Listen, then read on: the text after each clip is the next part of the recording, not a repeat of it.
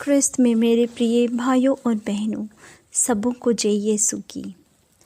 आज का पहला पाठ परमेश्वर और नबी यिर्मयाह के बीच एक बातचीत का उल्लेख करता है। उस बातचीत के दौरान परमेश्वर यिर्मयाह को राष्ट्रों के लिए एक भविष्यवक्ता के रूप में नियुक्त के बारे में बताता है। परमेश्वर यिर्मयाह को बताता है कि भविष्यवक्ता का कार्य क्या है।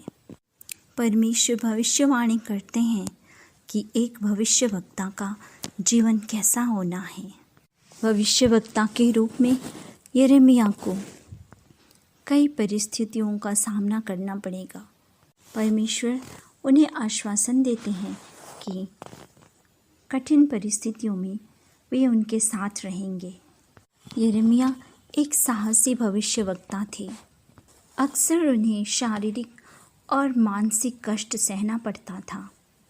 उन्होंने परमेश्वर के कार्य में इतना लीन थे कि उसने शादी भी नहीं की थी।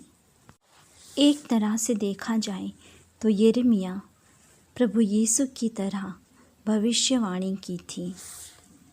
नबी यिर्मयाह ने यरूशलेम मंदिर के विनाश की भविष्यवाणी की थी, ठीक वैसे ही जैसे यीशु ने लगभग 6 शताब्दी बाद किया था।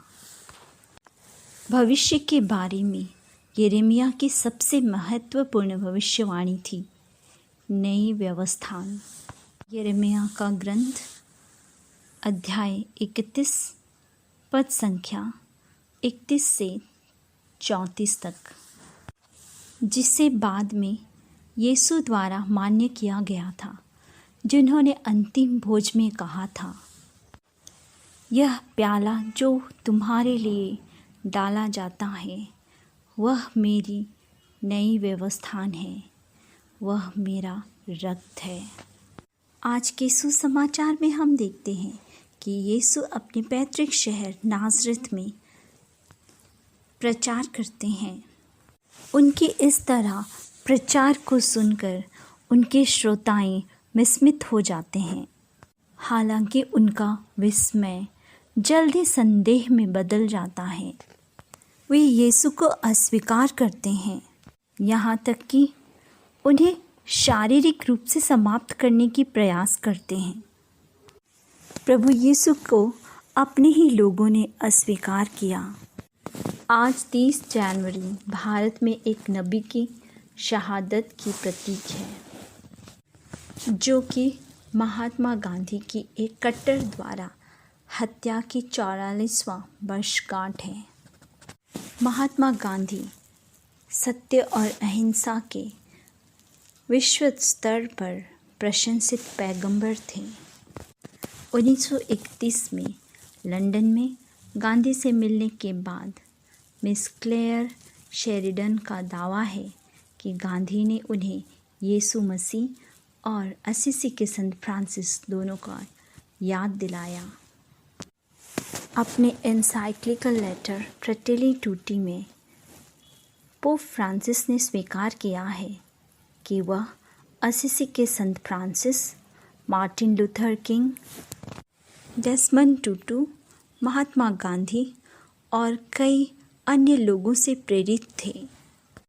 हाल ही में सामाजिक न्याय के लिए प्रसिद्ध भविष्यवक्ता फादर स्टैन स्वामी एक विशेष स्मरण के योग्य हैं।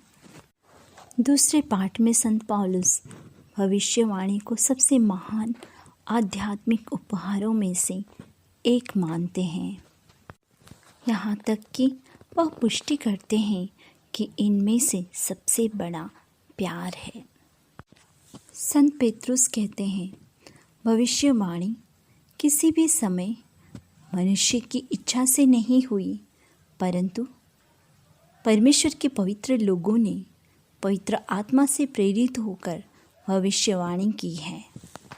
मेरे प्रिय भाइयों और बहनों, आज परमेश्वर हमें आह्वान देते हैं कि हम उनके राज्य के लिए भविष्यवक्ता बने।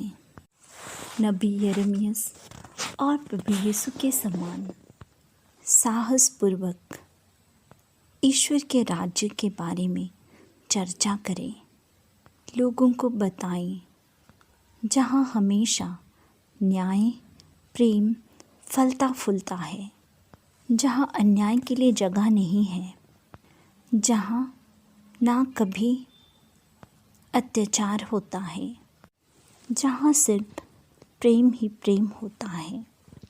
आमीन।